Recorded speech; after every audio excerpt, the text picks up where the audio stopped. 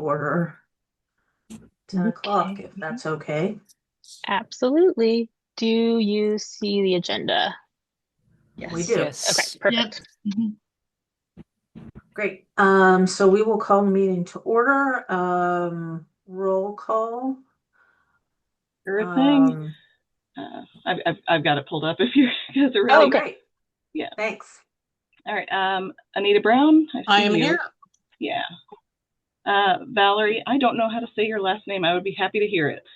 Hi, Valerie Korjagan. Korjagan. Okay, I'll get it next time.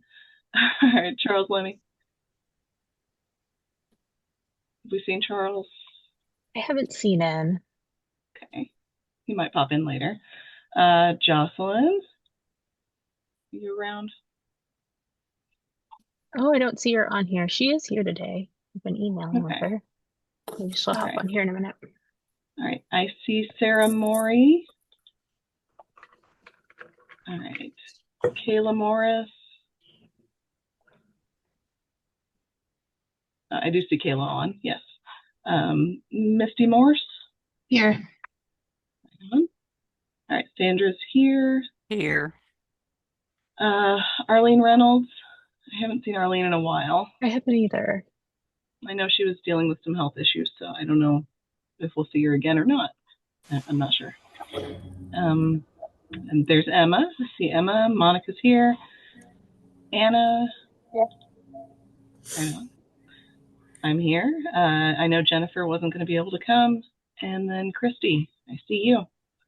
And I see Charles is on now too. All right. Cool. I don't think we have any guests, but if you are a guest, just put your name and library in the chat for Kat to do the minutes. Thank you. Thank you, Kat. Next thing on the agenda is the approval of the agenda. I noticed that Courtney made another change or two since it was sent out. So, is everybody, do I have a motion to approve the agenda as presented? Charles will motion to approve the agenda. Thank I'll, Could I you. have my I'll name second. changed? Oh. Oops. My name is not incorrect. It's not my full name, but that's okay. If I could have it changed, but other than that, yeah, I would approve. In the agenda? On the In the agenda? meeting minutes. Oh, Oh, It okay. doesn't we're have. not to the minutes yet. We're Oh, still okay. on the agenda. Oh, okay. Agenda. But I think we did have a second for approving the agenda. So, All in favor. all in favor of approving today's agenda, say aye. Aye. Any opposed? Okay, now we can move on to the minutes, and Okay. I hear that Christie's name needs fixed. Okay. Christy's name needs fixed. Yeah. It's got Carnahan in it. And I'm in there several times throughout the whole thing. Sorry about that, Christy. I will That's okay. make sure that I note that for future minutes.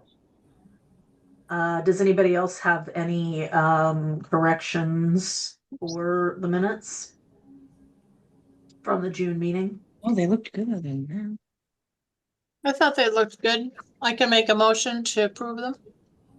I'll second. And that was Anita for the motion. And Christy. All in favor of approving the minutes as amended, say aye. Aye.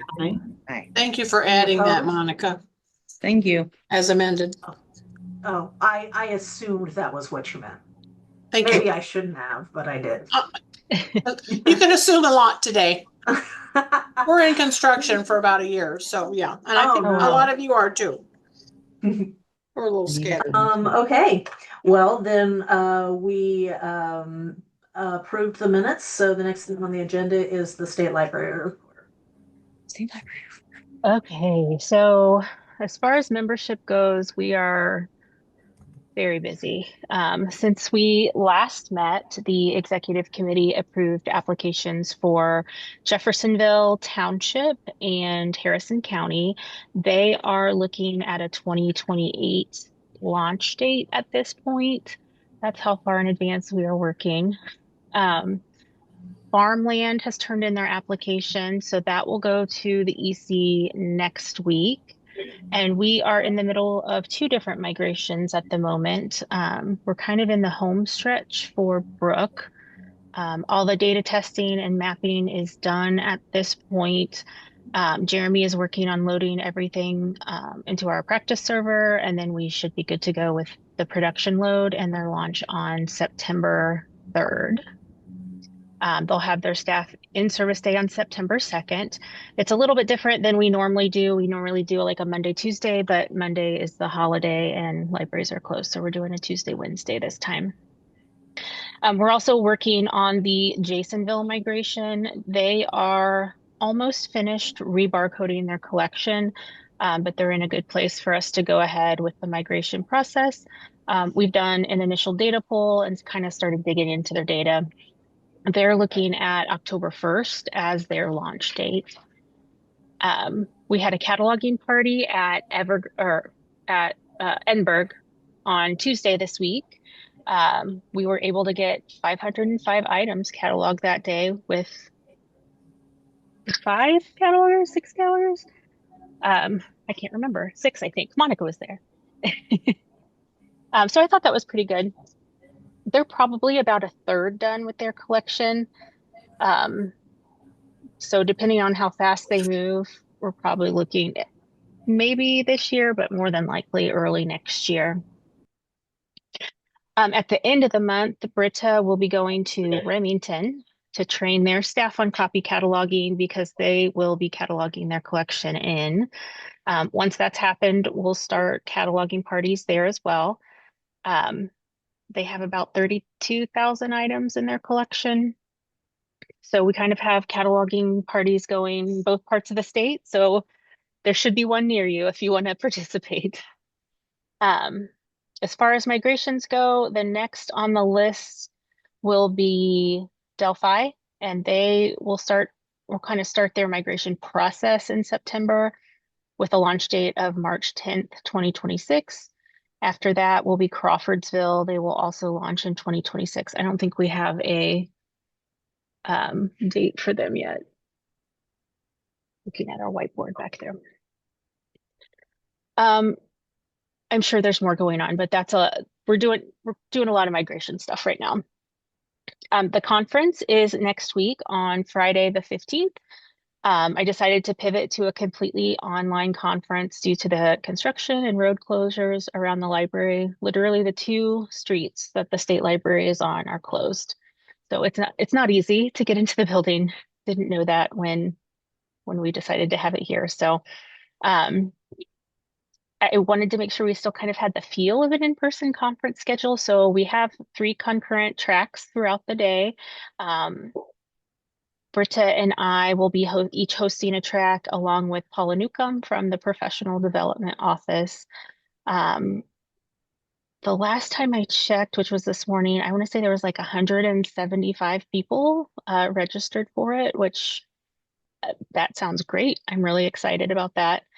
Britta made a website with all the session and registration information. If you haven't seen it, it looks really good. The patron services and the executive committee will be meeting during the conference. And all the sessions will be recorded. Links will be sent out at a later date. So if there's like 2 sessions happening at the same time, you'll be able to catch one of them later. Does anybody have any questions about conference? I feel like those are the 2 big things on our plate right now, going on. I have a couple of questions, but not about conference. Oh, go ahead.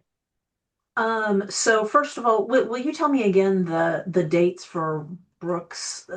September. Yes, September 3rd is their launch date. Okay. And September Jasonville's is October 1st? 1st, yes. Thank you. Mhm. The other thing that my director asked me the other day is if we're looking at an upgrade this fall. Oh, yes. She emailed me. I did get back to her.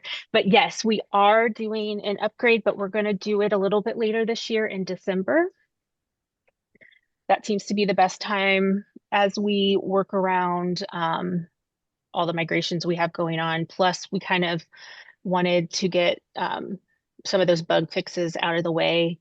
And that usually happens in the fall. So it will be in December. It's on my list to get a timeline together. So we should have a timeline soon. And then I will put that out in the one of the Friday updates. Thank you, Okay, thank Monica. you. Mhm. Any other questions for Courtney? Okay, then training and support report. I know Britta's busy at Brook. Yes. Are you gonna do that, Courtney? Yeah, I'll just let you know what Britta's up to. I don't have an official anything official put together, but she is at Brook today. She is training their staff on circulation today. She'll be back on the 21st to finish up cataloging and local administration and all of those kind of trainings. And then again, she'll be in Remington, I think the 29th, to do copy cataloging training with their staff. She's kind of running all over the state right now. So she's busy, but that's all we have for training report. Okay, thank you. So we can move on to unfinished business, the cataloging procedures guide. Um, I did have for me, I think in the sorry. minutes, I'm sorry, in the minutes it said that Anna, were you coming back with some changes? I kept it in there because I wasn't sure.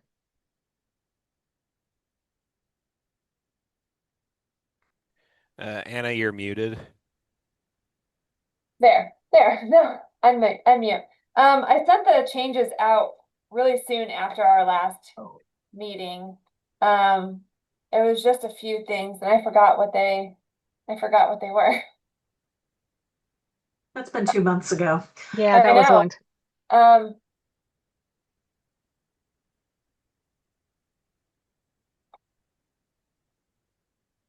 is It it included on? the question about the game designers being Yeah, I think 100s it or was that, 7s. and then I don't know. I made the change to what we said, and it was just to get approved. So. Sorry, I'm trying to look through my email really quickly to see if I can find it.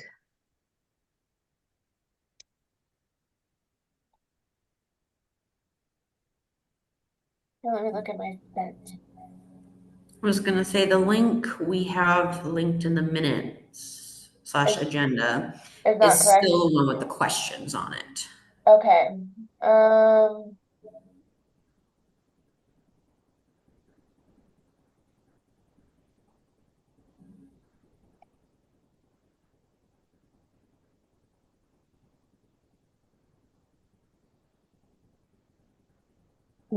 I'm not finding it, of course, because you're all looking at me. Um, so we'll find it. We'll put it back on the agenda. It's all good.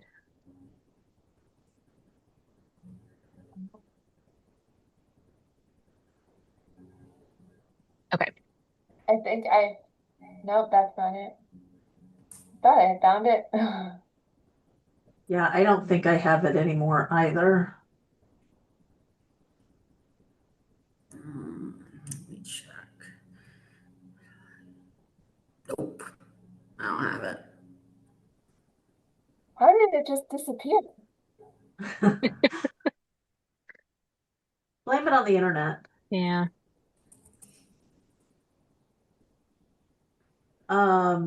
Well, do When we was want to?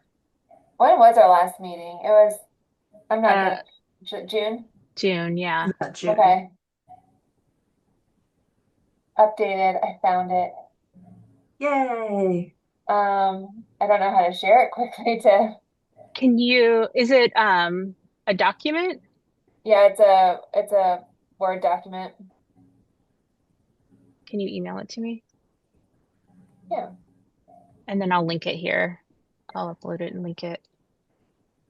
If we want to move on and then swing back around, Okay. we could do Okay, that. we can do that. Um,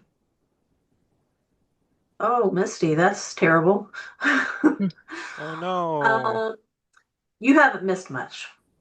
We are moving on to Charles with first U.S. edition Oh, statements. all right, I'm up. Just wanted to say real quick, I had workshopped this during our meeting last time, but I forgot to hit send on what I had edited, and then Misty also tackled it, and I think we came up with some stuff that's pretty comparable to each other. Um, I am going to read both of them because I think they both, like I said, mine's a little bit more wordy, but I was trying to, like I said, try to match the spirit and tone of what was already in the procedures guide. Um, if anyone needs a refresher, this is the thing about how if something says first U.S. edition, first American edition, first North American edition, for the purposes of matching, we can consider those a match. And there's not currently any guidance about this in the procedures guide. And so we've had a number of. It's one of those edition statement questions that comes up every so often. It's like let's just put a pin in this and say no. It says this. This is all the same thing. You don't need to email the listserv about it. So, um, Misty wrote, sorry to put you on the spot, Misty. Um, if a first edition statement on the record or item specifies a geographic location, such as first U.S. edition, first American edition, or first North American edition, it should be considered a match as long as the place of publication aligns with the edition statement and no other differences exist. Oh, sorry. Thank you very much for putting them up here. Um, I uh, think I like that. I think that either of those are probably sufficient. I would recommend that the listing of the examples be in parentheses or maybe in the long dashes that in Misty's example, but I think putting the examples in parentheses would help some. Would make them stand out a little bit. Yeah, my only concern with the dashes is that um I forget what the phrase is. I agree on the standing out part. I just wonder if the dashes make it seem like too much of a hard break in the middle of the as you're reading it, whereas the parentheses is a little bit more gentle if you come across them in the sentence. Does that make sense? It does make sense. I think that personally, the it being a separate part from the sentence is why I wanted the parentheses in there in the first place to make it stand out or not stand out, but so that the flow of the sentence you can still read the sentence without it. That makes sense. That makes sense. Um, So I updated that on the sheet here. Is that what you're thinking, Monica, or anyone? Yeah, some that or in hers or in Charles, either one. But yeah, I like that. yeah, like I said, I think they're both pretty comparable to one another. It's just Misty's has the distinction of being a little bit shorter, which, but still gets the point across. I think the wording for Misty's where it's says such as for the examples as opposed to including, I could see people misinterpreting including to mean only these Only. examples. Whereas the second one it leaves a little more wiggle room feeling. Right, because that's also the last thing is we're not just talking about American edition statements. Like if for some odd reason we got a book and it was like the first Canadian edition and it was published in Canada, you know, I don't know what other phrases you would use that are just like Canada, but yeah. I would, if we you use parentheses, I think there should be a comma after that parenthesis because you've got a clause and you need one before the word it. Thank you. And does there need to be a comma after the word match? Or could we take that out? I think it's appropriate. I mean, Okay. I think you could take it or leave it, but I think it's appropriate.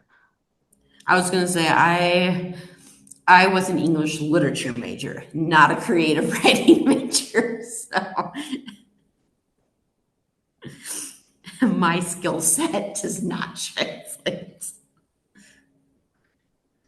Do we have any other comments or suggestions for this, or does somebody want to make a motion?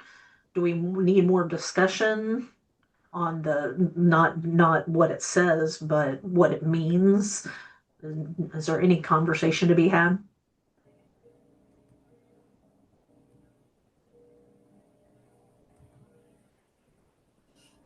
I think it's pretty clear. I mean, Yeah. I really like it.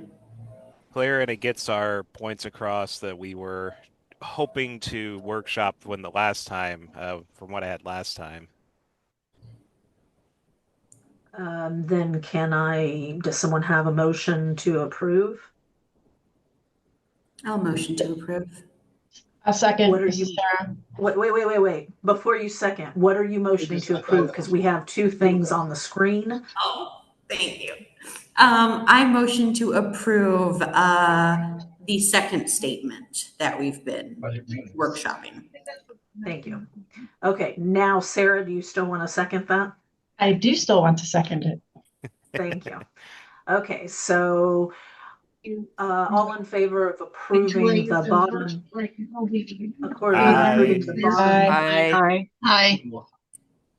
then any opposed? Okay, then Courtney, if you could add that second one into our procedures guide document, that would be fantastic. You got it. Yay. Or you can ask Britta to do it later because I know she loves to do that. That's what's going to happen. Are we ready to go back to the board games or do we need to wait a little longer? We are ready. I'm linking it right now, Okay. but having lots of trouble for some reason. Okay, there we go. Okay, then Anna and Courtney, you guys want to talk about that? No, I sent it and I didn't, I was like, oh, she'll pull it up. Is it up Yeah, yet? yeah, Okay. it's up here now.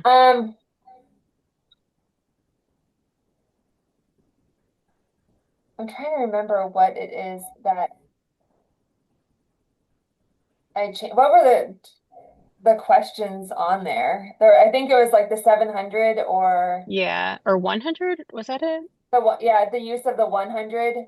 Um, so I just And made the changes. Like if there is a named game designer, it should be the main entry. That was I think the change. It was a question of should that be the 700 or the 100? We decided, I think, on the 100. So I made that change.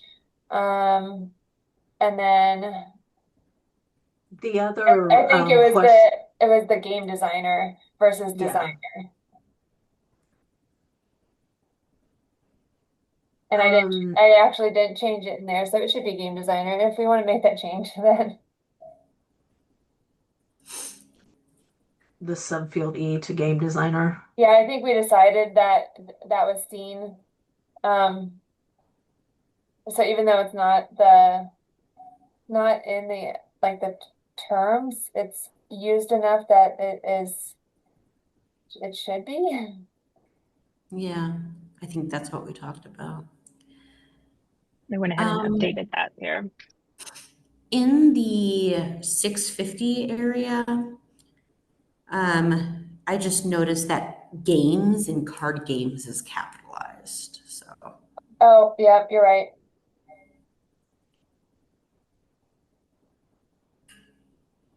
I would recommend taking out the word or on that second 655 because it's saying some include, and so this is really a list, and I don't Okay. think you should have the I or also there. did one of the other ones that while I'm working on my presentation, the Evergreen, Indiana one, the library of things that some libraries use. I think that's good.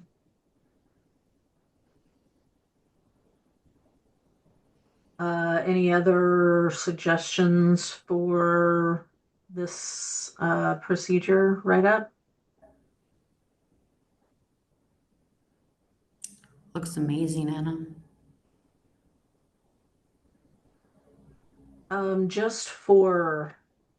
Just to make it a little better, or I mean to look a little. Can you scroll up, Courtney, please? And some of the like that 024 and that 100 before the subfield Q and the subfield E, could we add a space in there because it's all kind of squished together?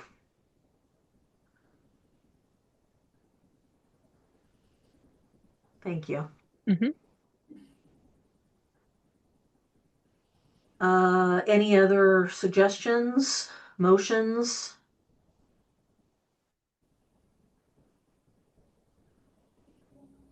Oh, says, while not a preferred source of information, boardgamegeek.com is another great resource. Can we link to that? Mm-hmm. Hey, sorry to butt in, but I just noticed the 100 has a second delimiter. Is that accurate? Probably no. Sorry. No, you're fine. It is. I'm like, maybe the second delimiter has a function I forgot about, and it actually is relevant to our discussion. But yeah, I was like, wait a minute, shouldn't that be blank?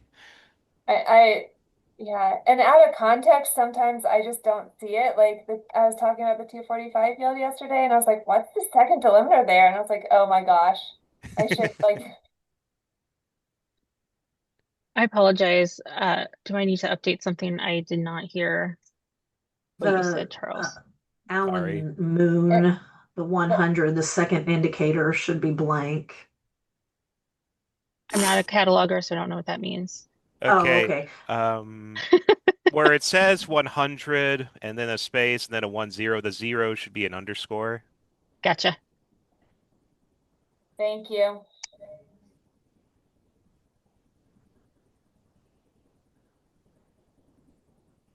Okay, anything else? Do I have a motion to approve? I'll motion to approve. Thank you, Emma. Do I have a second? I will second it. Thank you, Christy. All in favor of approving the board games procedures, say aye. Aye. I Any opposed? like freaked out. Okay, thank you, Anna, for working on that. That looks good. And was needed. So thank you. You're welcome.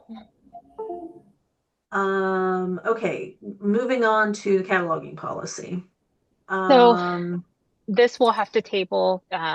Britta needed to do some work on that and just didn't have time to do so. okay, well, so what was the Cat 3 thing?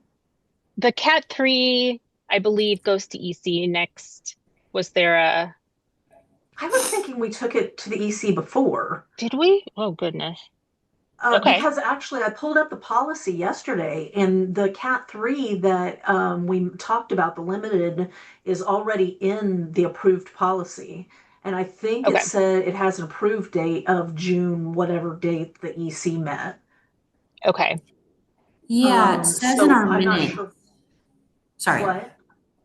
It says What in do the you say? minutes from the last meeting that there was a motion to send the revised Cat 3 edition to EC. Okay. Then it already happened and I just copied and pasted. Well, I mean, and that's fine, but there might have been something else with the Cat 3 that she wanted to do, and because I don't know what else she wanted to do, so we should definitely check with her. Okay. But I was supposed to talk about number 2 there. Oh, And okay. that's why I was like, are you tabling my discussion? Um, so I looked at this and um I think that I'm the one who brought this up like a year or two ago, noticing that it was inconsistent between the policy and the procedures about subject headings, whether we use Library of Congress subject headings or we use any other approved thesaurus. But when I started looking at this to fix, because I was supposed to write up an edits for the procedure, and when I started looking at it, I think that Courtney, would you bring up the procedures guide, please? Um, I think that Is it linked we here? don't need to do anything because so the policy says it has to be LCSH, and that's fine. But in the procedures guide, there's only one place that says anything other. There are several places that say LCSH is required. There's only one place that says anything else, and that is on page 38. And once Courtney brings this up, you'll see that what is on page 38 is like a definition of what constitutes a record, not necessarily what constitutes an Evergreen, Indiana record, but what constitutes a record in general. So if you see the 6XX there, it says that you need to have subject headings from LCSH or another system. But if you scroll up to the top of that table, this just says this is what a good encoding level record is. And then if you go down any other place in the document, for Evergreen, Indiana records, it says you need an LCSH. So this one part right here is the only part that I noticed that is inconsistent. But depending on how you read the procedures guide, you might assume that this table that we're looking at right now isn't relevant to Evergreen, Indiana. It's just cataloging in general. So I wanted to know what you guys thought about that, and if we do interpret it as just being a cataloging information, do we leave this how it is and not change anything else because the policy does say LCSH? I mean, I agree with you, Monica. I think it makes sense to leave it be, especially since literally the next page, like this page is the requirements for a core record. But the next page says any record that is intended to be a permanent record in Evergreen, Indiana must contain at least one LCSH subject heading. So it is following up on that and saying that table up there is the general requirements for a record. These are the requirements for an Evergreen record. Okay, and that's when I started looking at it, that's how I interpreted it too, but and you were able to say it more succinctly than I was. So that being the case, I wanted to know what you guys thought and if we can just take this off the agenda because we don't need to make any changes. I have a question. Yeah. Um, so are we wanting people to use other authorized systems or not? We allow people to use other authorized vocabularies. And if you import records and they have correct headings, you can leave them and you can add them yourself and add headings yourself as long as they're correct. But we do require at least one heading from the Library of Congress subject headings. Okay, Yeah. I wanted to make sure that I understood it correctly. Thank Yeah, you. usually in Evergreen, it feels like the bigger issue is telling someone to not delete something than it is to tell them to delete something, at least when it comes to subject headings. If it's something unfamiliar, it tends to get deleted.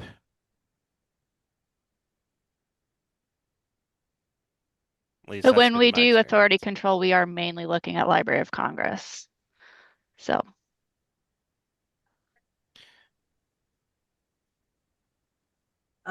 So can we move on, or does somebody think that this needs to be changed?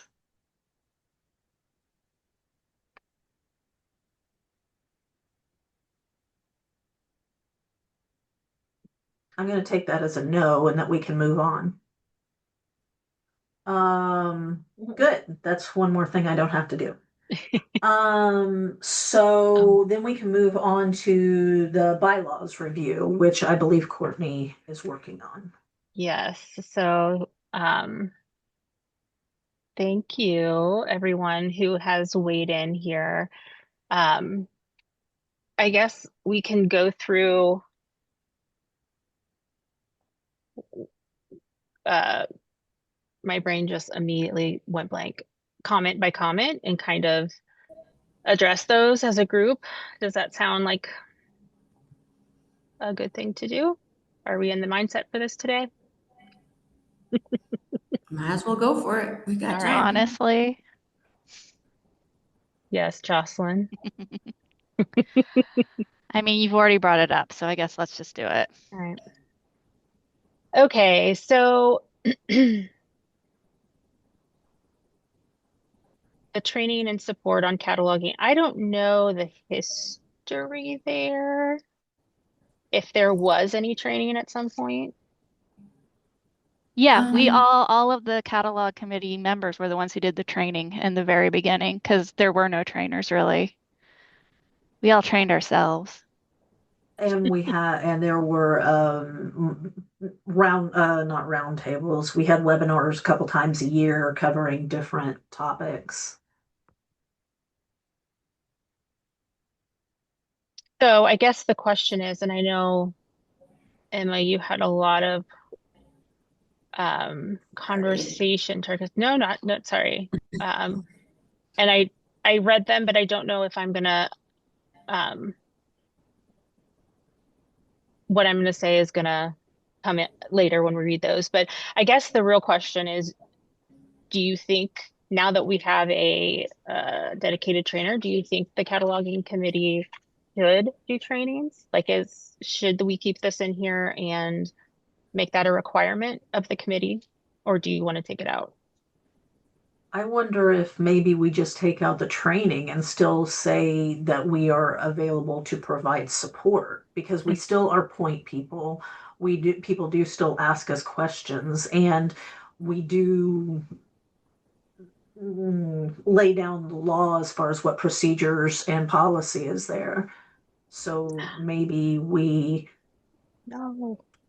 maybe instead of provide training and support, we assist in providing support, like because you and Britta do a lot of it, but we do some, so we could assist in it instead of just provide it. I think we could probably say assist with training and support. I don't know it should be a requirement of the committee to provide training. Um, but also, Britta's only one person. And she does a lot. And I think it's fair to be able to ask cataloging committee members to assist if Britta's like, someone has asked for a training on board games, and I'm in the middle of helping 3 different libraries on board. Anna, can you do a webinar on board games? And by saying assist, then it makes it clear that that's not our primary job. Like we're not taking over training. We're here to jump in when needed. You could also,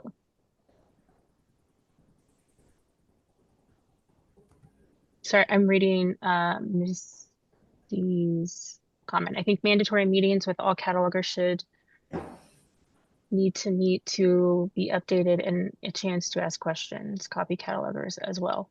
I think that's kind of what the refresher is, but maybe mm,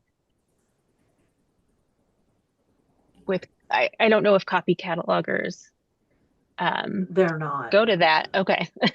No, I mean No. they can go to it, but the point of the refresher is to keep your cat one status. Right. So, When so they could, but the problem with mandatory meetings, Misty, is that I mean what we've made the refresher mandatory by saying you cannot have a cat one unless you attend this. But beyond that, there's no way to make everybody come, and It's everybody is also not a going to lot of come. work for Britta to have mandatory meetings because she's the one who has to go through and make sure everyone has done it and update their accounts and all that stuff. So, That's true also. I mean, instead of like meetings, could we just increase the frequency of when we push out information, just like how the state library pushes out an Evergreen, Indiana update once a month, once every other month? We push out a cataloging update with any relevant policy changes, any like evergreen update info that might need to happen, any resources that we think would be valuable, just a way to kind of, and we wouldn't have to meet extra to do it. We could just have like a working document that we add stuff to and we fix it up. But that that's kind of sends information out a little more that's sounding like a big frequently. ask to me. we did that at the very beginning. Anna had a blog she did every week, and we found that most people don't read it. So, and Well, and also, remember, go ahead. there was the tip of the week too. Remember Right. that? Yeah. Yeah, Yeah. that was fun. And I mean, I do find that a lot of people, even people on this committee sometimes like post things about things that are actually written down in procedures, but they don't go to look at it before they post it. So I think that's a lot of work It's a lot of work, for and little return. people aren't going to read it. I mean, some people will, but it's not going to be get read because people don't have time. And Now, not to back, mention that there sorry. aren't going to be a lot of changes. We send out information when there are changes, but with the reason we only do that periodically, occasionally, is because there are only changes occasionally. And we put those in the Friday update too. I mean, same thing, not everybody reads it, but Back to the training words specifically, we are allowed or encouraged to train Cat 2, Cat 3. So we do some local training at this point. I don't know if you want to not reference training at all. But that training can be done by not committee members. And this specifically says the purpose True, of this Yeah. committee. true. I mean, like Sarah and I used to do all of the Cat 1 trainings for years before we got Britta. That's why we love Britta so much. And now she does all of it. But yeah, our goal was because no one else knew how to catalog. So we had to teach the other catalogers how to catalog. But that is kind of far, yes, Sandra. It's kind of far from what we do now because we do have we have more staff. I guess my concern is that, and I shared the comments from the survey, but when we looked through the survey results from the Evergreen survey, there were a lot of comments about frustration with transparency and frustration with the frequency of information and the availability of training. So Yeah, we saw that too. And, there were no like suggestions as to what they wanted to see happen. And then some of the suggestions are things we literally already do, like with our weekly email. So, I Well, just think it warrants a little more conversation. I think that one of the things, and Courtney can attest to this, that we discussed in the strategic planning committee is this topic of people getting information. And part of the response, the committee is doing our part. Part of it is going to rely on the directors and the staff at individual libraries to make sure that the correct staff are getting the information. And we as a committee have no control over who gets that information. We're putting it out there, but not everybody's getting it. But that's not our fault. And that also came up in the responses we got back But I don't during think I strategic think it's that planning. faultless. I think as a uh, regional point person, I get I get requests, I get questions on, how do you do this? And I will say that there are a couple of libraries in my region I never hear from ever. And I've, sent out some emails and said, "Hey, I'm here if you need something." And some people just don't. I mean, just like they didn't read the cataloging tips a long time ago. Um, and I did I mean, there for a while when the state library was really low on staff, I think I trained in DeKalb County. I did Garrett, Auburn, and Waterloo because it was easier for them to come to one point and do their Cat 1 training with me. And I've done some other Cat 1s, but now that Britta's here, yay.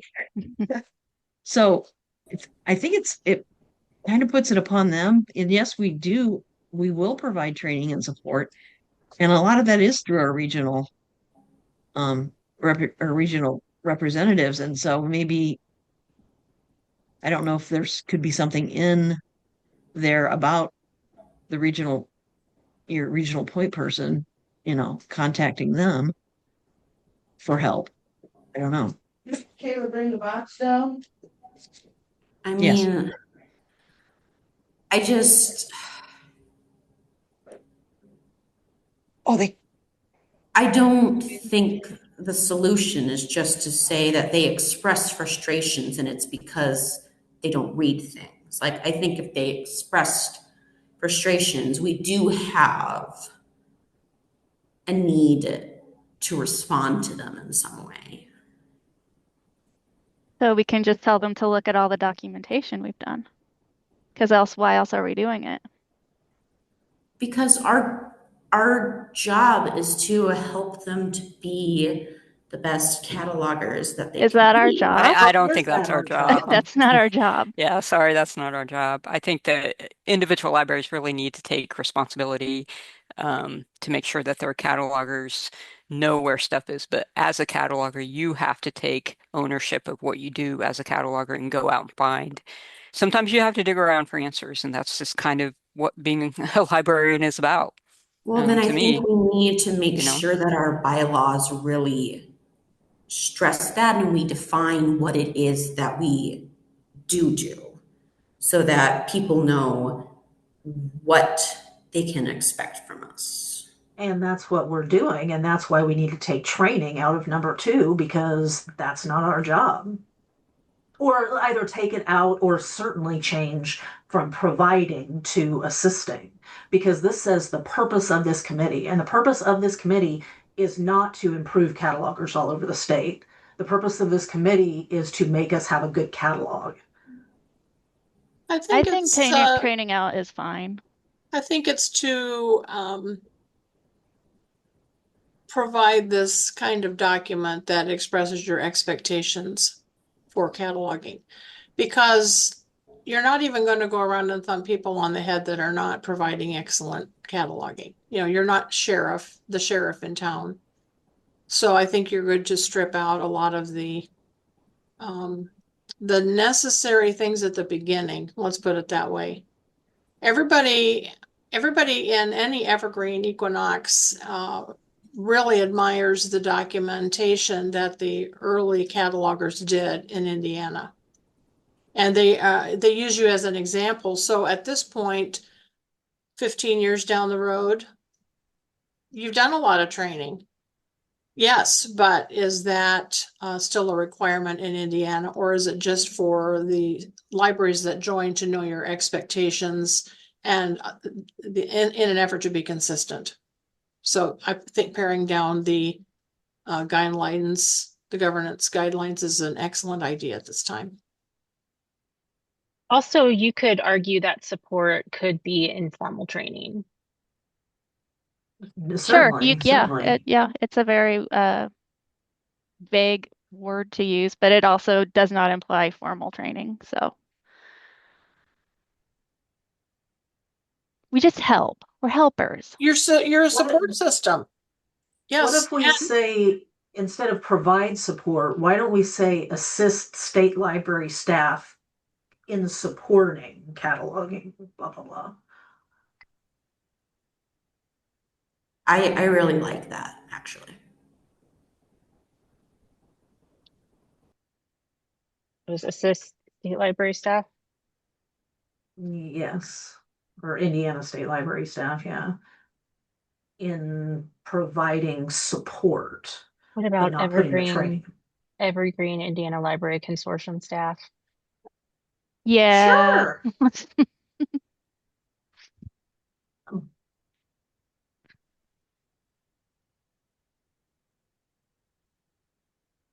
Oops. In providing support.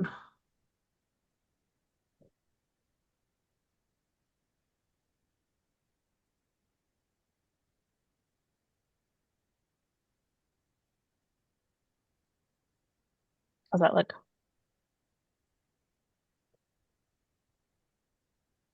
I don't know. What do people think? I think I think that works.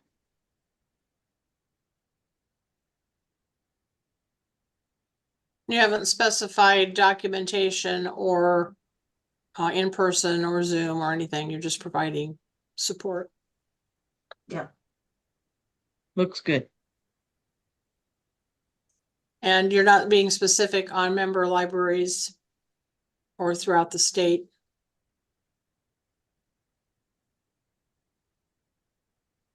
I think the more general, the better. Because it's not constricting your offers to help. It's not constricting what each individual member does. The libraries do.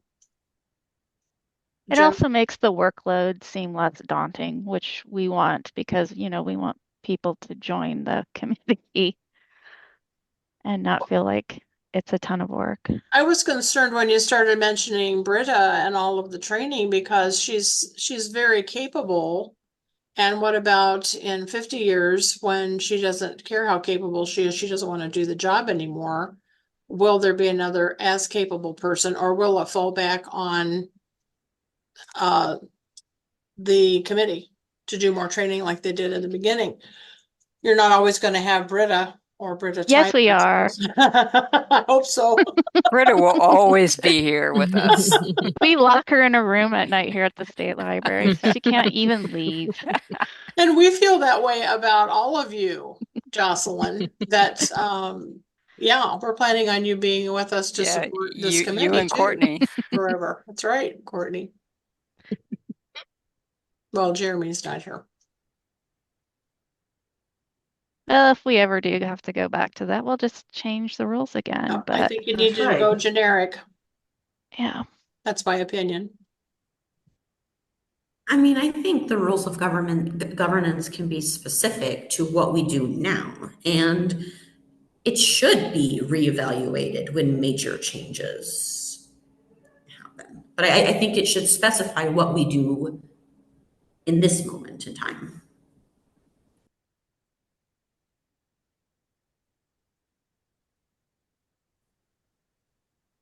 Okay, Courtney, are we moving on? I think so.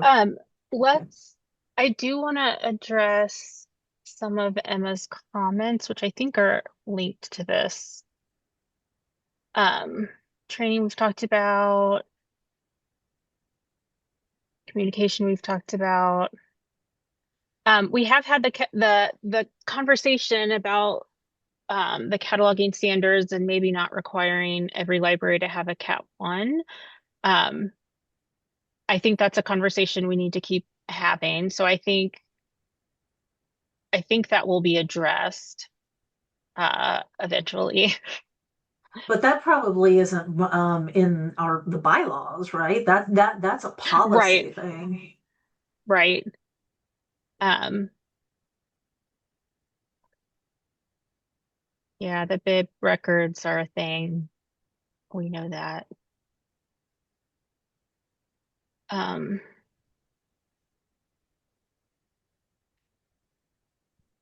I'm not sure about this number 3, a lag and adding bib records. Is that a real issue? Something we should address in procedure? Um,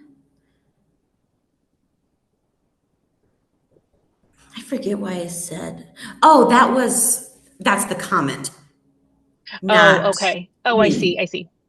Yes. I do hear from a lot of smaller libraries who say that if they look and they don't have something in the system, they just set it aside and wait a week to see if Gotcha. somebody else adds it to the system.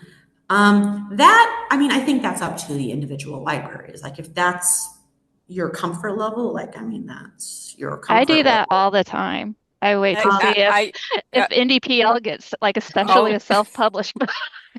that's that's a normal course of Maybe action. I'm Yeah. just really weird, but I adore I it don't want to when they're address in the that. record I don't want to in go there, Evergreen, Emma.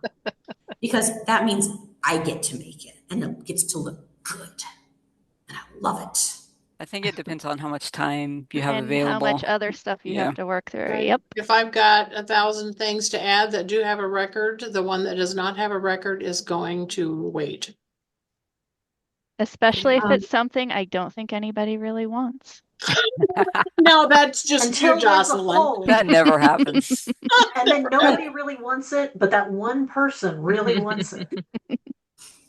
Okay, but so the part Oh, of it that I do think needs to be addressed, and we talked about this in our email chain, is things being added incorrectly and correcting records. I've worked with the help desk and they can't figure out why records are getting overlaid, but they're definitely getting overlaid, and it's causing issues where my catalog checkers will check a book and they're like, this record's a disaster.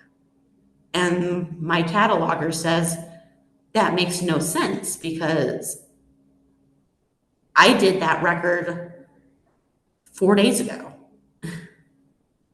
and it was really thorough. So, like, something's happening where catalogers' work is getting erased and it's causing a lot of need to go back to the listserv and verify pagination, content, stuff like that for things that were already cataloged. What, how does this play into the bylaws? Is, are we still on the I bylaws? mean, I'm gonna be honest, Jocelyn, like I mostly put them there just so that I had a place for us to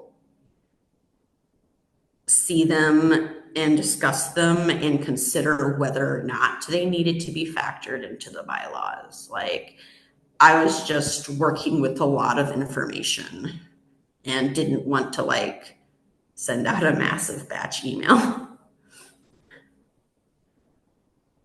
so okay, I have a couple things to say. If when you see a record getting overlaid, if you could send it to the help desk every time it happens so they can Every see a time. pattern, Okay. that will help. Okay. I can Um, do that. as far as These are other ones that we bought um, last year that have been. bylaws, I do want to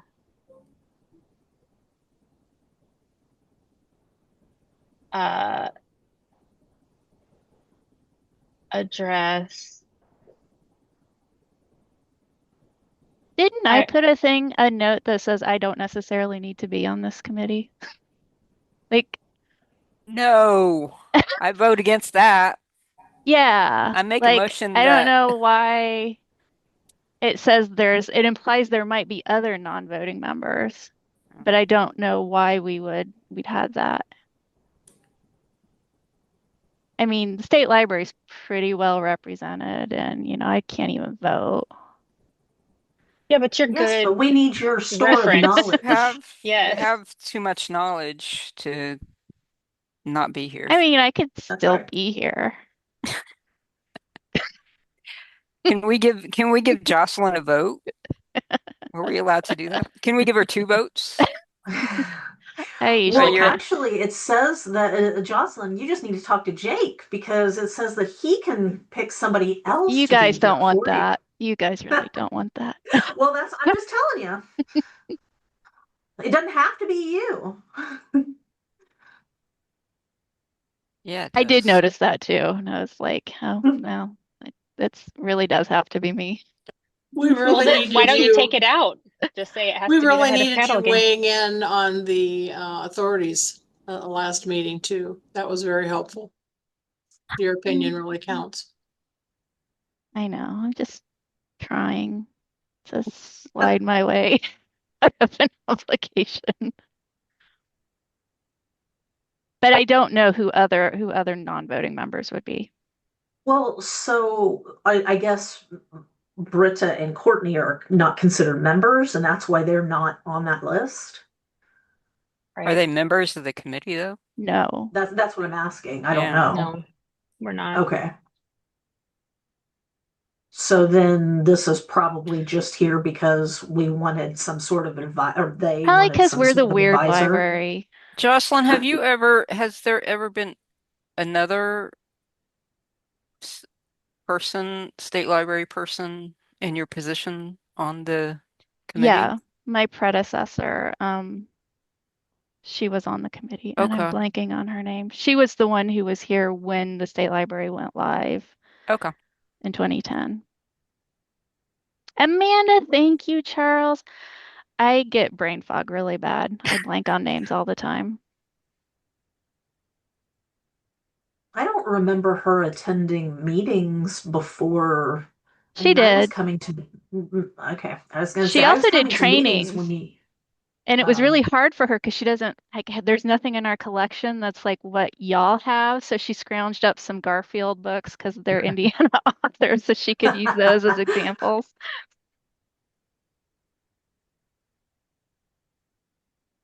I think we benefit from so, your knowledge, I Jocelyn. know. You do. You really do. What point are we on now? Uh, the non-voting members. Okay.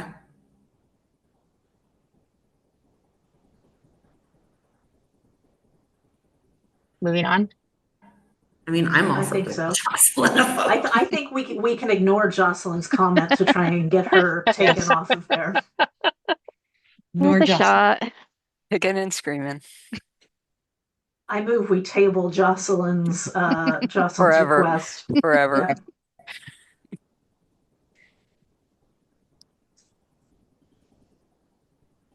Yeah. Trying to approve all your uh, fixes, Monica. Okay.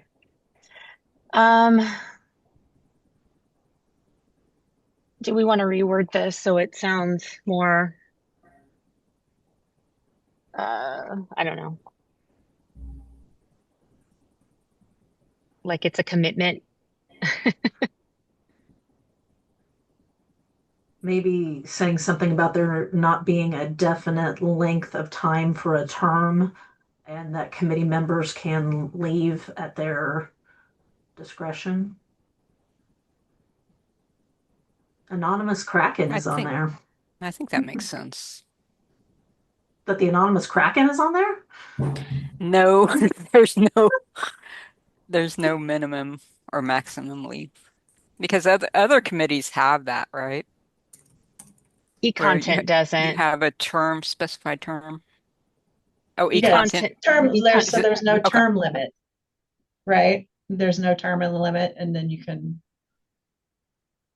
leave the committee when you need to. Or the terms are not a set length, a determined length.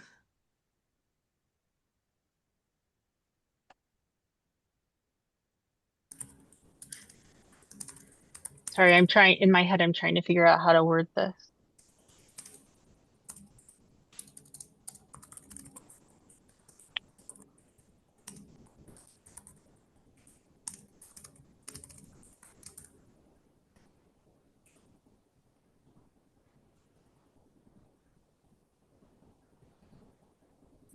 Term. There are no term limits for the catalog committee members.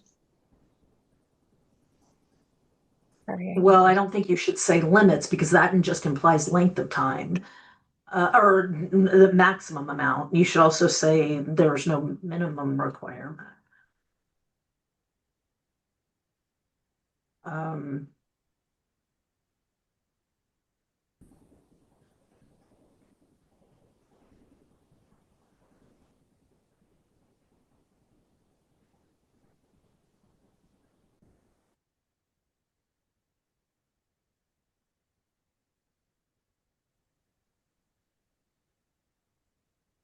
There are no defined term.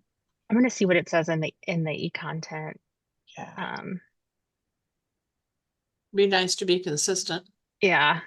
I can't remember. I think the Aspen committee doesn't have terms. Do you remember, Anita? I do not remember. And they just recently redid their, well, because they're new.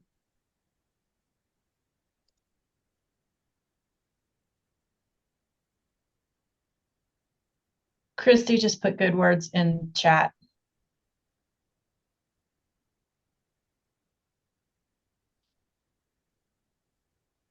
I don't see Christie's. Shall serve Oh, with there it no is. minimum or maximum length of service. Oh, I like that. Yeah. Oh, it says at your convenience in the Aspen um, governance, and then e-content says probably the same thing, I'm assuming. Yes. Okay.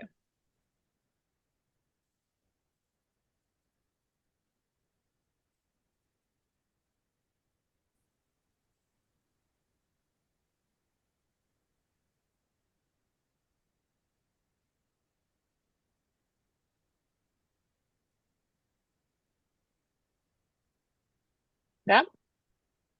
I think it also needs to say that there's no defined term length. I think this wording is Oh, I good see. for the minimum maximum, but or not term, yeah, term length. I mean, because someone could be voted on and then leave after 3 months. Required. So Although Monica, like I guess there, the way it's currently worded, it could be you could pull that from it, so we could just leave it off.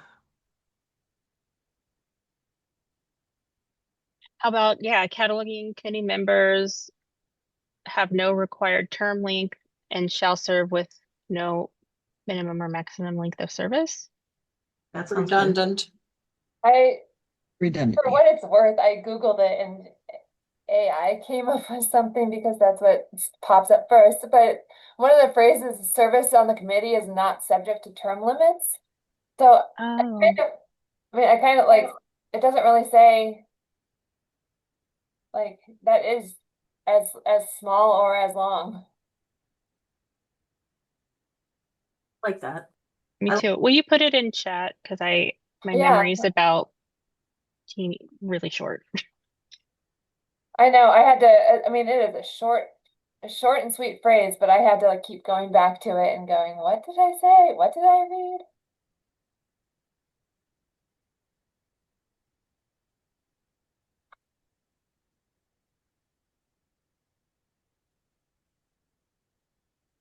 I mean, that takes out words, which is kind of nice. On the other hand, that still imply, no, I mean, I guess that's right, but I still think that even with that, you need to say that term length is not defined.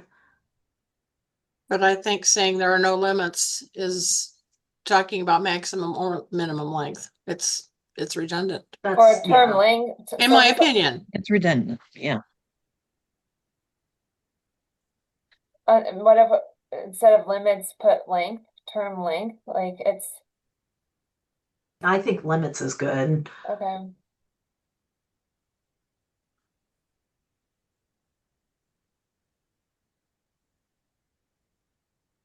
And we could say that I mean, if we want if we need to have that minimum and maximum, you could just say is not subject to minimum or maximum term limits. We could add that in there. If we need to have those three, those three other words in there to define. What if we change the word term after the E to service? Since we don't really have terms anyway, and we don't call this section term, we call it service, and then say cataloging members are not subject to term limits. And that is what AI said. I mean, I'm just thankful that you're not saying we can throw you off at any moment. Kick you out of the meetings at any time.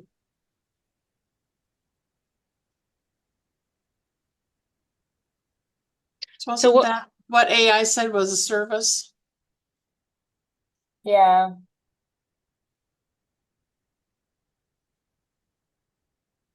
My goodness, I've missed all. Service on the committee is not subject to term limits.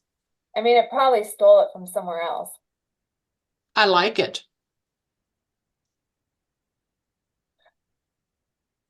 I know I'm not a fan of AI either, but it's so useful sometimes.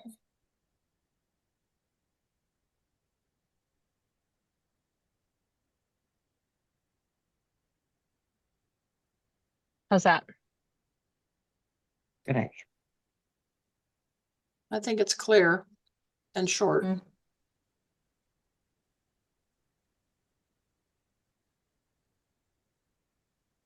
Moving on.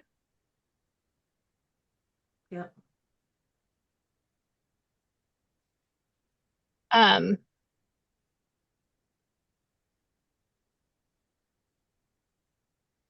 I would love for the committee to work on the agenda for meetings, mostly because honestly, Britta and I are super busy. So anything that we could get off our plate would be great. And I feel like sometimes the agendas can be kind of a copy paste really quickly. And I think if it was in the hands of the committee, it would be more thoughtful. Like I said in that comment, I've never done that as chair. A few times I've had the ability to edit it, I was given permissions to edit it, and so I added some things on my own. But that does seem like the responsibility of the chairperson or the committee. So I'm not but and so I think it makes sense for us to do that, but we will have to manage the problem of the Zoom link. What I would say, the Zoom link. Well, we could still manage the Zoom link because it's the same for every meeting. Oh, is it? Mm-hmm. Okay. And then what we could do is give the chair editor access to the agenda, essentially, or the folder to create agendas. Um, and then, yeah, just use the same Zoom link because it's the same one for all of them. Oh, oh, okay. I Then, would yeah, say we would change Indiana State Library staff to Evergreen Indiana Library Consortium staff. good point. And you would also have the opportunity to add stuff for in the agenda for your state report. Yes.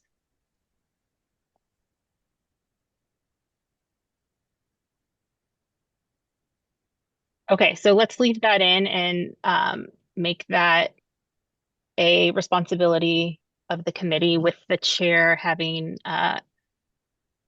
editing abilities. And I will do that. I have to write myself a note though.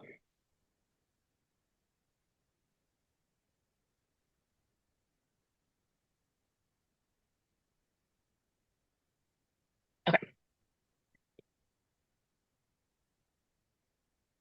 Yeah, actually, Courtney, that is in the outline under the chair's responsibility, not the committees, but the Oh, chairs.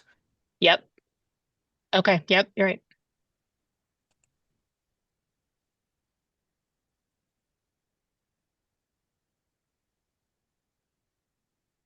Um, yeah, I'm kind of with Britta. I don't know what this means either.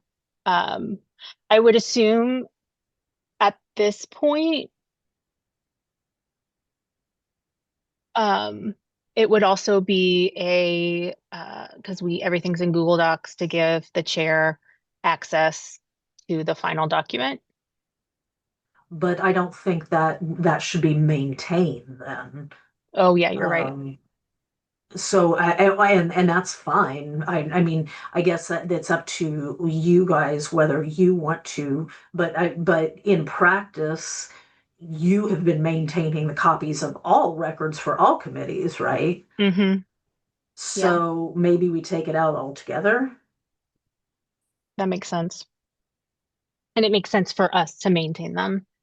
Hmm. I think so.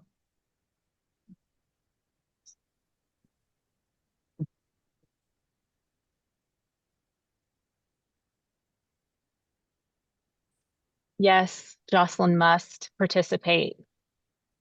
You hear me? Super She's ignoring me. participating right now. I'm actually eating trail mix. Okay.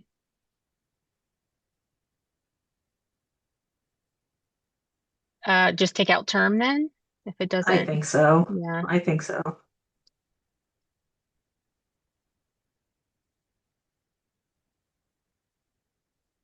Unless you want to leave it in and actually add something about a term length being a year. Eh. I mean, it's up to you guys. I don't think we care. Okay, same. One thing I do want to point out where it says at least 9 voting members, I think some of the other committees have have also the high end, like it can't go over. Did I make that up? No, I feel like I made it up. Hold on, let me look.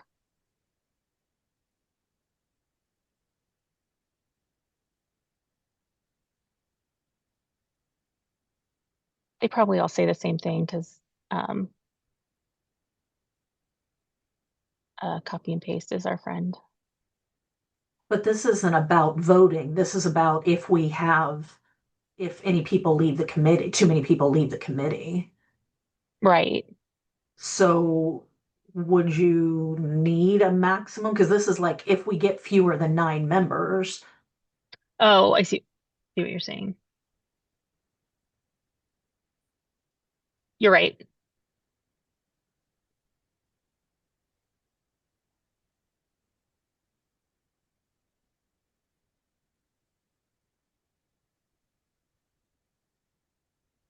Okay, you're right.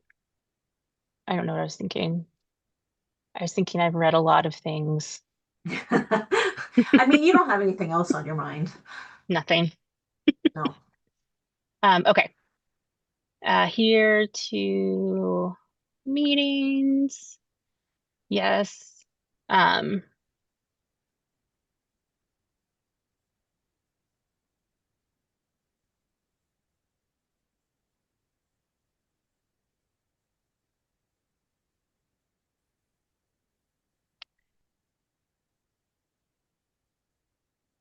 okay.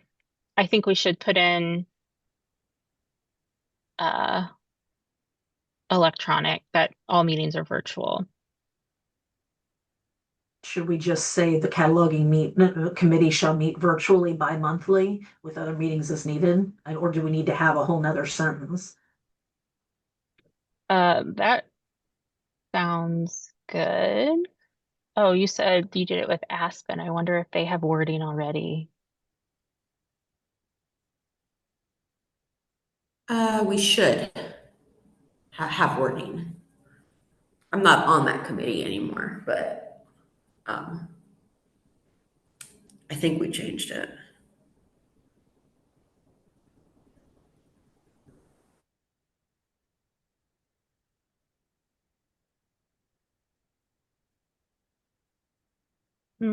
It doesn't say that they're virtual.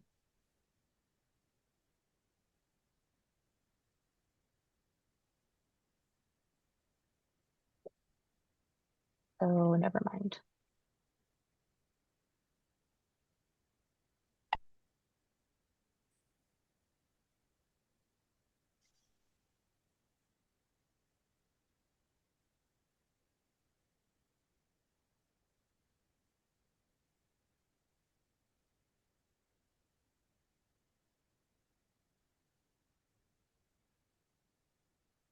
Like that?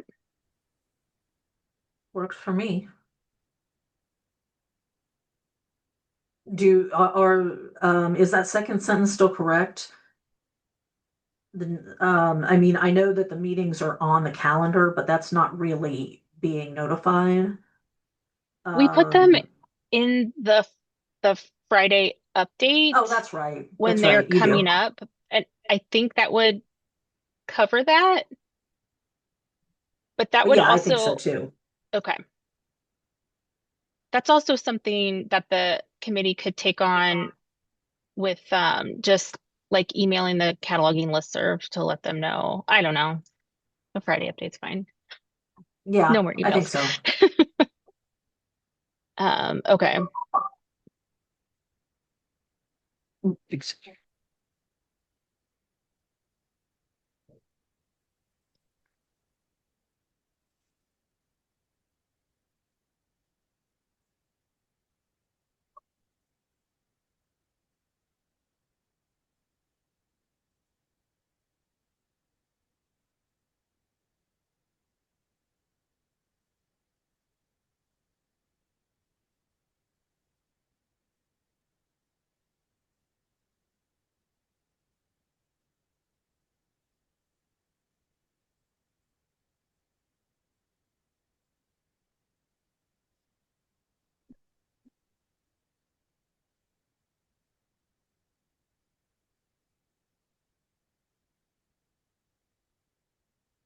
Does all this need, or a lot of this need put into that one where we just decided to say virtually? Or is this outdated because everybody knows about virtual meetings now? It's outdated because we're all meeting virtually all the time. Well, that's what I mean. Yeah, But so because everybody is already knows about it, do you need to put these kinds of things in the bylaws? I don't think so. I think we took them out in the Aspen Yeah, that's bylaws. what I'm looking. It doesn't have anything. It literally is just this, the part that's not highlighted.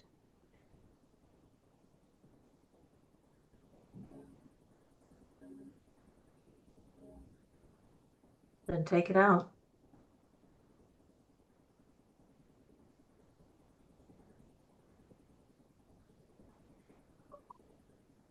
The first part of the sentence as well about not being able to attend the meeting. So leave the first two. Yeah. Just leave the first two Oh, sentences. I So, see. yeah.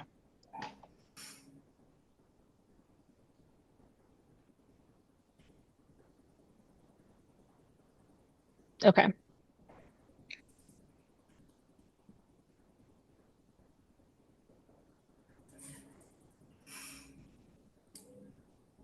Do we need, I forget if we did this in Aspen. Do we need the electronic balloting since we meet virtually? When I read electronic balloting, how I'm seeing that is if we're unable to meet and there's something that urgent that needs to be voted on, this is how it can happen. Is that an accurate? Yes. Or like I if think you so. don't have a quorum, but it's something that we need to move forward on. Oh, gotcha. Yeah. So that we can do a vote between meetings if necessary. Yes. It is in the Aspen, but it's called alternative balloting, not electronic. Um, It's been too long since I did those bylaws. Here, I'll copy paste in the chat so you can just see what it looks like. Oh, that's a lot of text. Sorry.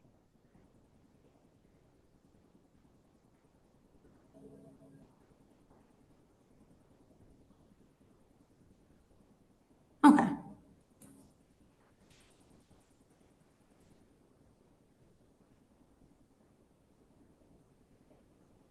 And Yeah, then as I far as think. membership, that is the entire member libraries.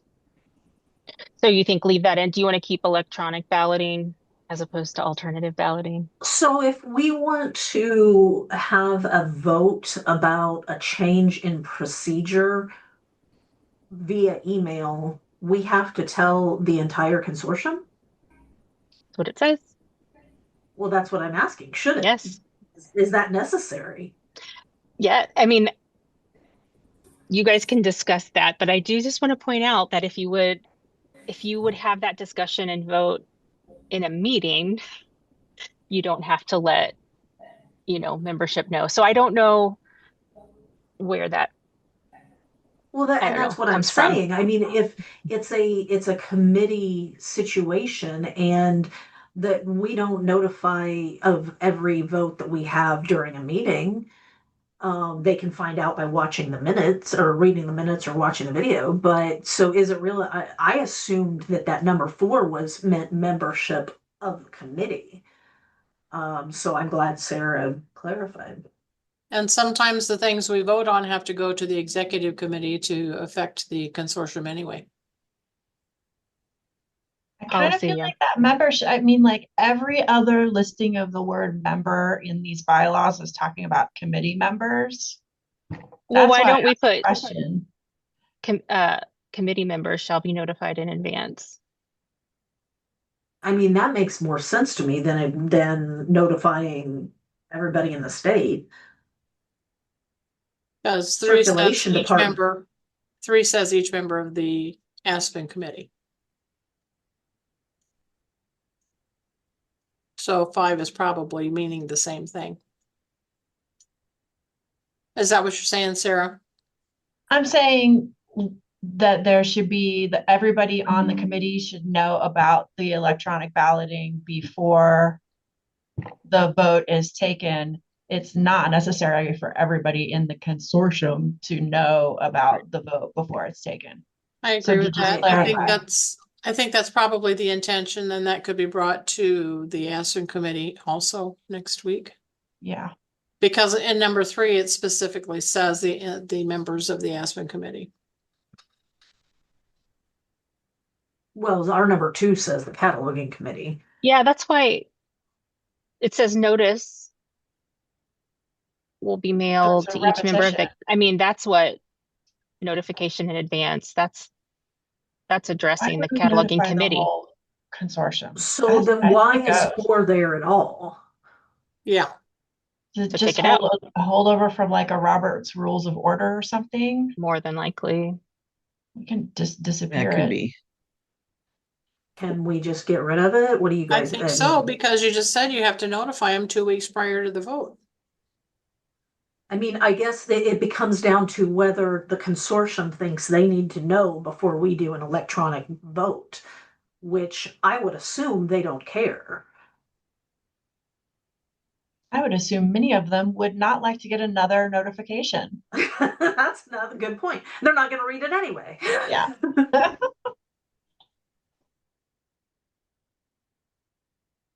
Okay. So I'm hearing take it out. I think so. Okay. So these can be amended at any time. We have to have 2/3 majority vote of the committee members. So we'll have to vote on the changes today. And then we do have to give written notice, which you can change. I mean, we won't be able to give, less until after the 60 days for these changes. But I will say when we redid the EC rules of governance, I think they went down to 30 days, if I'm correct. Well, if I'm reading this right, does it mean that we need to tell the consortium today? We can't vote today because we have to give them 60 days notice from today, You and can then we vote. can vote. I think you I can mean, it vote says to 60 day prior approve.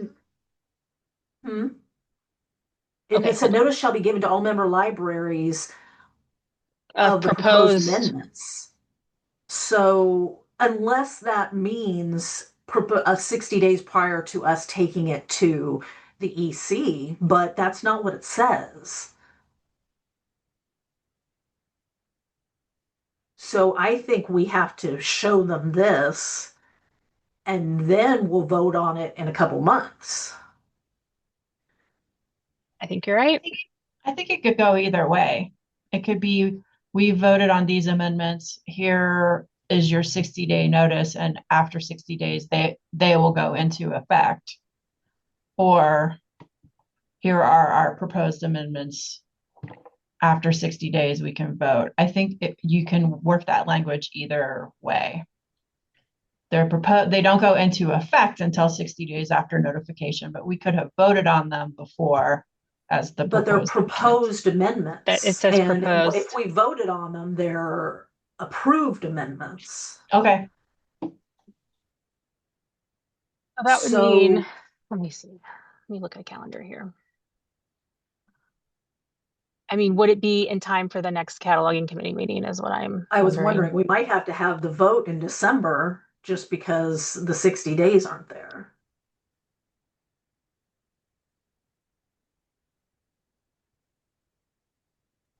Do we just create an instance for electronic balloting? Do you Well, we think it might have. do you think it includes weekends? Oh, I'm sorry. Do you think it includes It doesn't weekends? say business days. It Okay. says 60 days.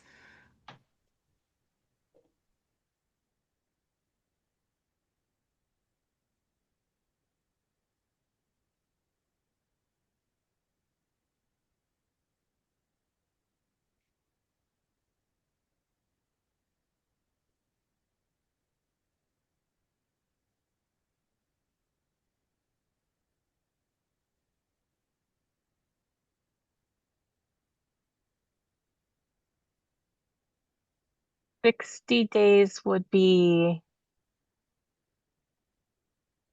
the Monday after the next cataloging committee meeting.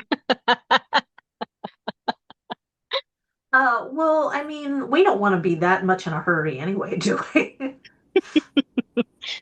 Yeah, there's Because the other thing about that is that would require that us to get it out today, and that may not happen. And, it's not going to, I'll tell you that. But I can put yeah, it in tomorrow's update. okay. That's what I was going to ask. Are you going to do that, or do I need to do that? I can But do if it. you would do that, thank you. Yeah, So then we don't have to have a vote today. correct. We'll vote. We could either do vote in December, right? Yep. Or do an electronic vote. Yeah. Personally, I don't think it's that urgent, and we can do it in December. Got it. Okay. I have another post-it note with sec. A whole pad of post-it notes next Yeah, to your desk. you should see. Yeah, there's a lot happening here. Okay. Thank you. I know that's hard work and long, and I appreciate you guys going through that.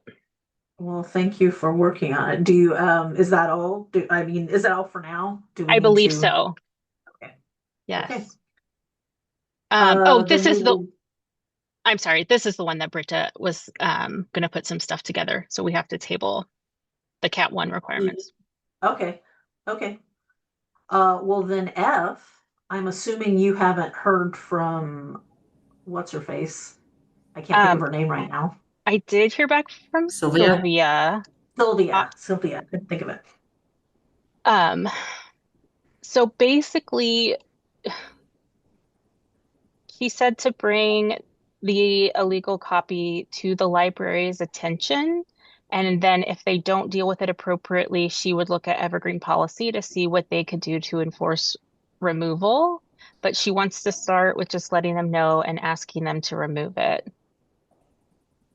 Um, I haven't emailed the libraries yet. I didn't I know mean, if you would. I thought maybe I would. I don't mind, but if you want to, that would be awesome. I mean, I don't care. I'll probably just copy and paste from the one I sent to the person before. And as the chair of the cataloging committee, I would be glad to do that. Okay, let's do Would that. you would you forward me Sylvia's response so Yep, I can see it? absolutely. I feel And I like, will, I mean, it is some guidance, but it's not a lot of guidance, so right. it feels a little wishy-washy, but um yes, I'm Here's forwarding the it to you thing. right now. Oh, thank you. Hmm. But here's the thing. We might have mentioned 1 or 7 times today that people don't read their emails. Correct. And I send out a lot of emails about specific items, and I don't know if those aren't being read or if people just aren't doing what I want them to do with them. But I can only do so much. So if they don't get fixed, you will probably have to go from there because if they don't respond to the email and the item still stays there, there's nothing else I can do. Right. Can you CC me on those so I can Oh, follow of up if they course. don't? That Yeah, of way it's course. all just kind of there, and I'm happy to um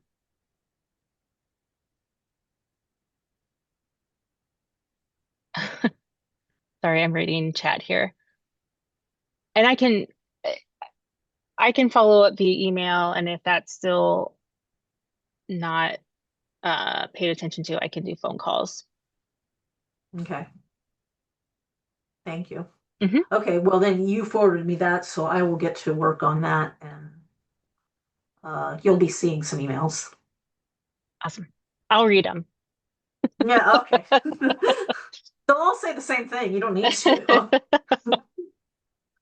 Okay, so we can move on to new business. We technically need to um, elect new officers. I know, Monica, you've been doing this a long time, and you kind of, I don't know if you want to keep doing it, and if you do, that's great. If you don't, I mean, now I would be just the time. volunteered the next officer or the next chair to send a bunch of mean emails. So, um, if somebody else wants to do that, more power to them. So it's up to you, but we do, I mean, it's up to what, if anybody else wants to chair, I will be glad to let them run. But we also need to have a vote for a secretary. In Right now, case the two Kat. months that Kat does it, she's not willing to do it anymore. I think I'm still okay with it.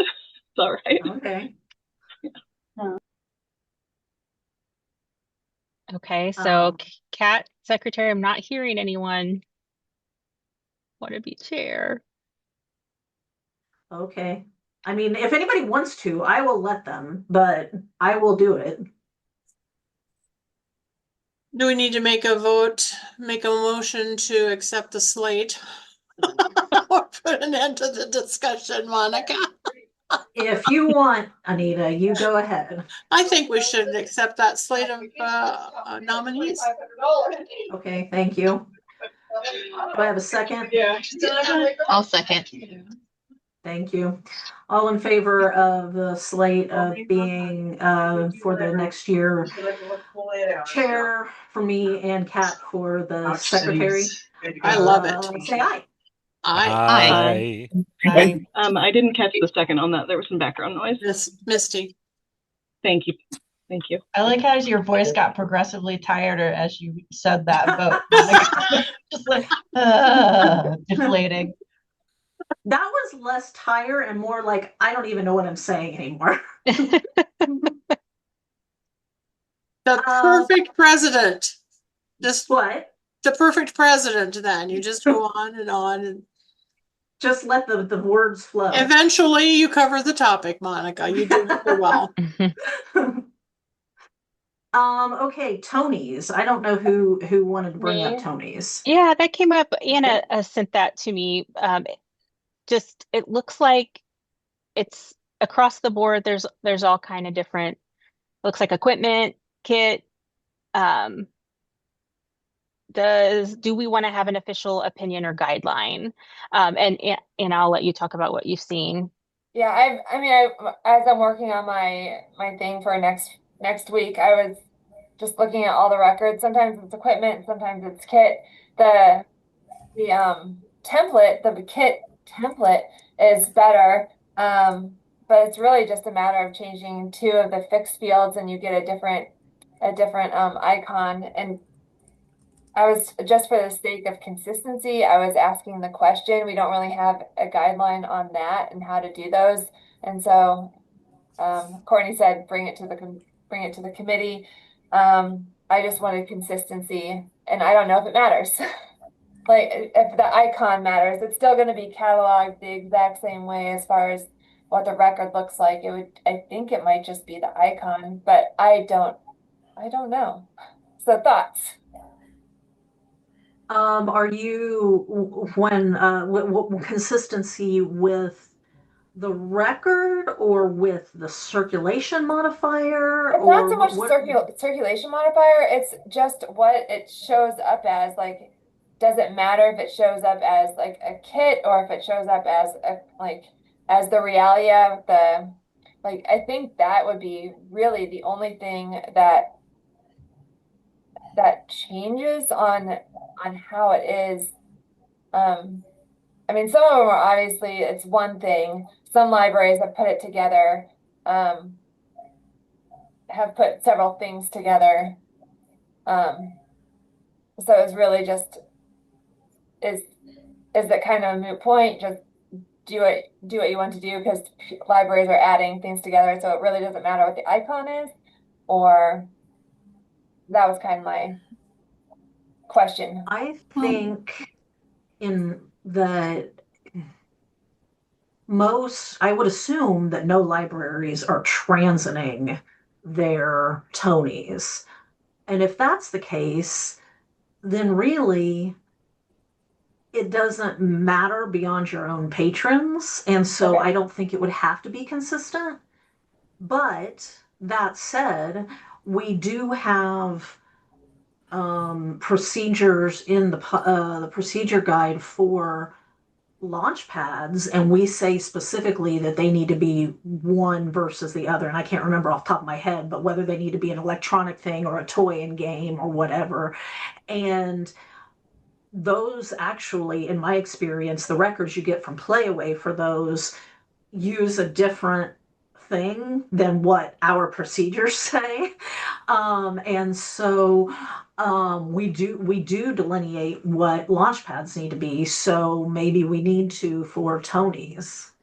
But I think it varies for Tonys because a Tony comes with the box, the audio player, and you can choose to circulate just the player, or you can choose to circulate the player with a collection of the toppers that play the different stories. So I could see libraries who are like, I circulate the audio player separately, and you have to check out the Tonys, the little toppers individually.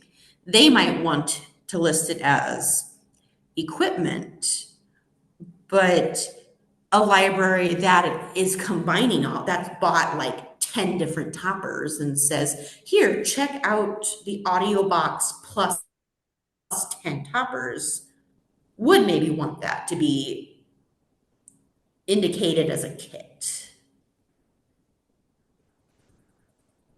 I mean, at the end of the day, it doesn't impact how it circulates, but And that's kind of what I was thinking. Like it doesn't matter. Like it's still circulating. The record is still like to the same completeness or should be. It's really just about those two little marks in the fixed field.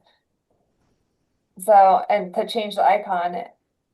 So I Well, don't know if I didn't know if it matters or if it's really just this is what you should include in the record and the icon is it's for the gonna records circulate. for Peabody, since we circulate the Tony, but then we added different extra, player, Mhm. player things. I did them as a kit because I was altering. It wasn't just the Tony with the little dog that comes with it. Then I added, like, we have a princess one, and it has three other characters. It has Elsa and Moana and somebody else. So since I altered it, I made it a kit, not versus I mean, equipment. that's how I've done it too, as well, is I made them all kits. And then it looked like, according to what kits are, or like the Realia, it actually should have been the other way, but we just do kits as, I don't know. I'm like, did I catalog everything wrong? Like, should kits be something different? So, Well, just so I can throw one more weird thing in here. yeah, go for it. Um, I chose not, I chose not to buy Tonys for our library. I bought Wazoodles instead. And I had to catalog those. And I'm looking at those right now because I couldn't remember what I did. And I've got those as equipment, games, and toys. But they're speakers. So, again, does it matter? I don't know. I mean, that really comes down to how people are searching. And most people probably aren't limiting by the filters that would matter Mhm. anyway. Um, so also like how they're marketed by the library, like Yeah. on their website. Like, because we have like our library of things on our website set up where, like, if we got a Tony, we would probably list it under equipment. So we would want to make sure that our thing, that the icon matches, um, uh, because we'll link to it under our equipment portion. So, like, And my opinion is I am fine with it being at like the library discretion as long as the it's cataloged correctly. I have I'm gonna like present this thing and I didn't want to present this to people next week going, yeah, it's this when everyone else is like, no, it's not. I just wanted the like a consensus. Um and I think it sounds like for right now, until it becomes like a very much a standard piece of equipment in libraries that we can kind of do our own thing. When it becomes like a DVD and like That's I think generally they how we've maybe, done other new formats as they've come up. We wing it okay, until it becomes an issue and we need to make rules about it. So just we're in the wing it phase. I didn't even know these things existed. I've been doing a lot of Googling and learning today. okay, So glad I'm not in a public library anymore too. Yeah, okay. with Peabody, since we added extra figurines, and then And one that has makes like two sense. puzzles and one has extra board books. So that made it a kit to I us. think a kit is something where you put things that weren't initially produced So together. that would So be, that makes sense for you to have it as a kit. so you might What? want to say, if you're adding things to your Tony, you might want to make it a kit versus a piece of equipment. and you also might want to say, this is what I'm doing, and this is what the cataloging committee is, okay with right now, but in the future, there may be some more standardization and to keep an eye out for that. Yeah, Read your well, email. so when I looked it up, like the material, like a kit is um it didn't sound like it should be a kit. It's like workbooks, guidelines, it's a package of educational materials, but Realia is like it was more of a when it was everything kind of matched. I don't know. The way that like when I looked at bib formats, I was like, is it even a kit? Like, is that the format we should be using? But that's how we're kind of using it. So I feel like we deviated a little bit, but because a kit, it says it's a mixture of components of two or more categories, none of which is identified as a primary item. And I feel like Tony's are like a Tony. But Well, yeah, but then that goes back to what Emma said, whether you're circulating the Tony box or the Tony yeah, figurine. And so if you're circulating them both in the same item, then which one's the primary? In which case that makes it a kit? I I don't know. know. I mean, I see We what you're concerned about. I know we call everything a kit, so I'm like, well, I'm gonna put it as a kit because Yeah, that's how we title it. It's a kit. It's a Tony's kit. right. So I feel like it should match. I think you're good, Anna. Okay. I just before I presented it, I wanted consistency and a I just looked it up on OCLC and there is not a lot of consistency, so yeah, that's what I was also seeing. you're fine. Okay. Thank you. Moving on to pre-cat wording. Yeah, so this came up uh via ticket.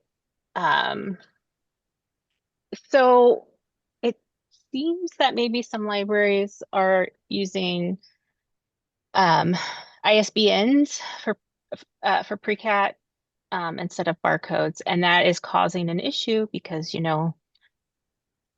lots of books can have the same ISBN floating around. So um, do we want to update wording in procedures to just say to not use ISBN or UPC, or do you feel like that um, Is I this don't not a circulation procedure? I mean, well, I don't know what you're looking at right now, but I would have thought that that would have been under, oh, see, well, so It covers pre-cats both are, because pre-cats would come to cataloging afterwards. I think that's the that's default true. check-in message. That's true. But the ones who are actually doing the scanning, the ISBN, are search staff. That's true. Yep. I mean, is there any way, I mean, we'd have to change the code, but just to remove the ISBN as an option.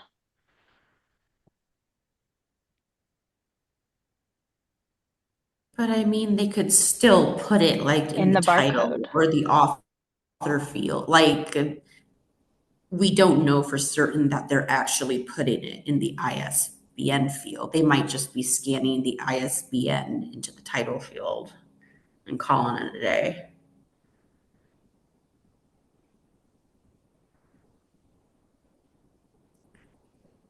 Right? Or is the ISBN field required? Courtney, do you Can I know do if a this? hearing check?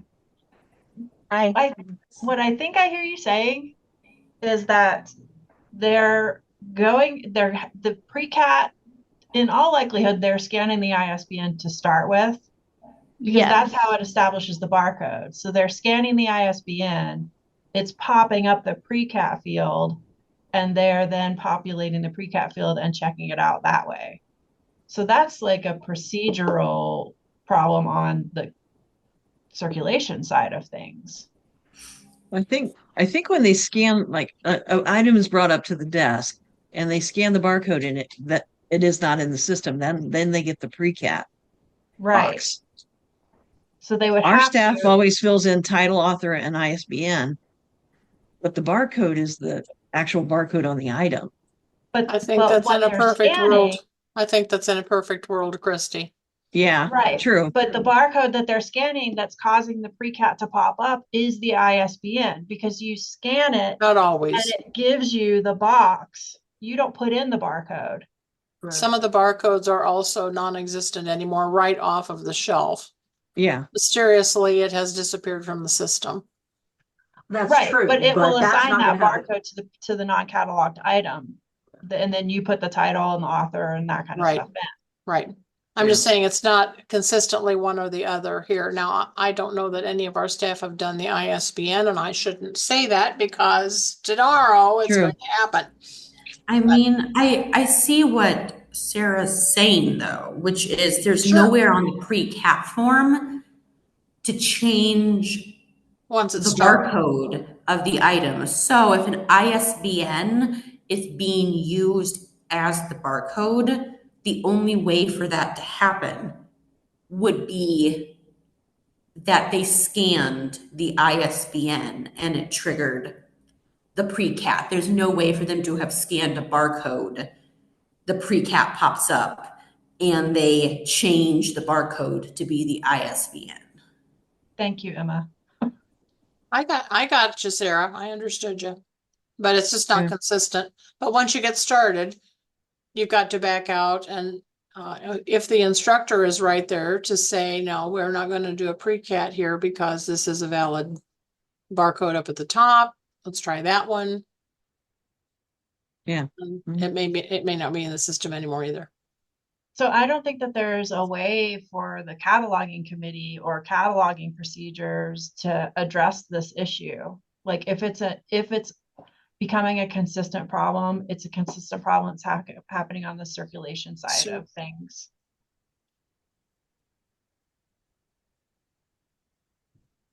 I am looking right now, Monica. I figured.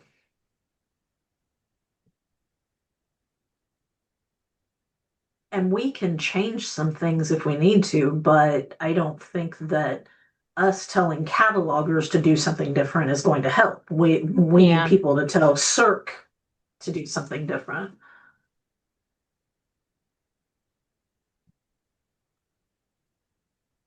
Yes.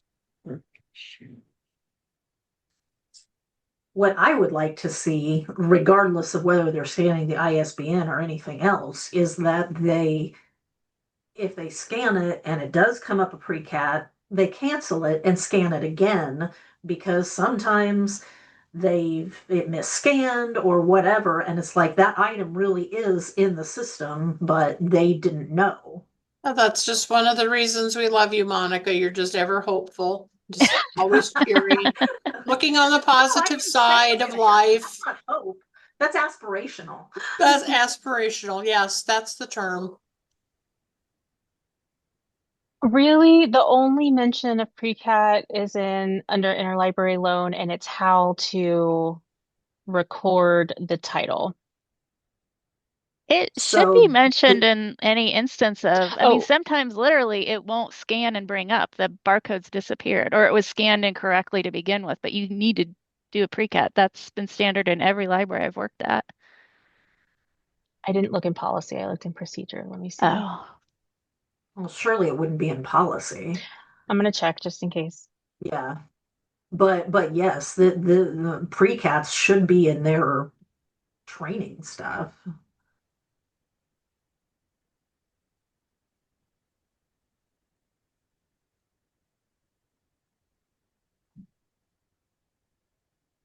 I am not seeing it. Oh, Britta's also in the procedures guide. Hi, Britta. As she's teaching Brooke all the fun circulation stuff. I am not seeing it in Beyond. Let me read again. Hold on.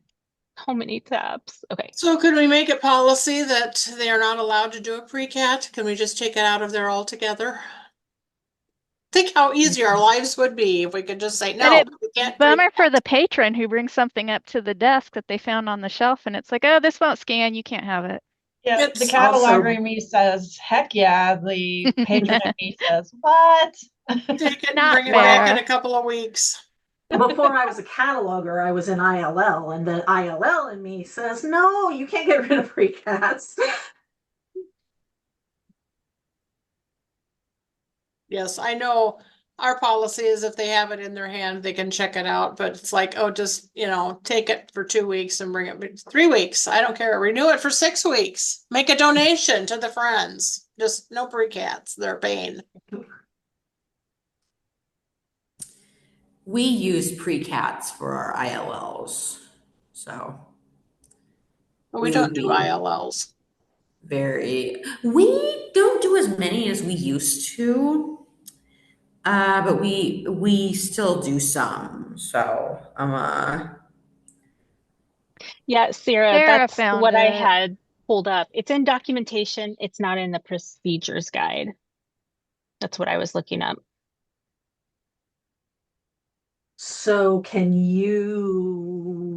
we ignore this for now and you can Yes. take it to patron services? Yes, I always love ignore. Well, we get to ignore. You don't get to ignore. Yes, that's fine. That concerns call us, it- Courtney. Don't ignore us. Let's call it table instead of ignore. There you go. There you go. No, because table means we have to bring it back, and this should not come back to our committee. Tabled until patron services talks about it. Oh, okay.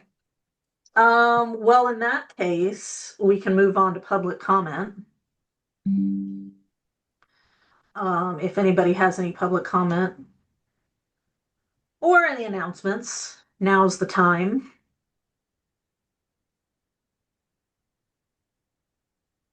Otherwise, I would accept a motion to adjourn. Ciao. I think that means motion to adjourn. I will put a motion to adjourn if Anita's did not count. Thank you. They say that a lot, Charles, that I just don't count. I think they're kidding. That's a lie. You count. You count. We covered a lot today. Can't wait to see did. Anna's presentation next week. Okay. I'll All in second the favor of motion. adjourning, going home. Aye. Adjourn. Aye. Aye. Aye. Aye. Okay. October 2nd, 10 o'clock Zoom. And I guess you'll be receiving the agenda from me. Yeah. We'll see you in 2 months. All right, bye. See you next Friday. Thanks, Ciao, Courtney, for all. putting us together. Absolutely.